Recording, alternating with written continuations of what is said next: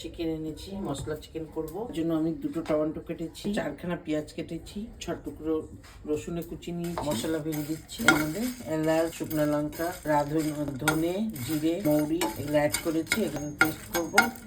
তেলটা এবার গরম হয়ে গেল, রসুনটা দিয়ে দিচ্ছি, হলুদ দিয়ে দিচ্ছি, নুন দিয়ে দিলাম, চিকেনটা দিয়ে দিচ্ছি। দেখুন ভালো করে একটু কষিয়ে নিতে হবে। দিচ্ছি যেটা আমি ভেঙেছি, এটা লঙ্কা সমেত গুঁড়ো মশলা।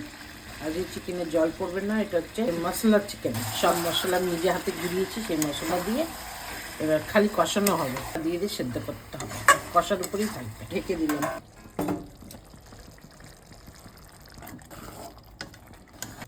আমি গরম মশলা দিয়ে দিচ্ছি।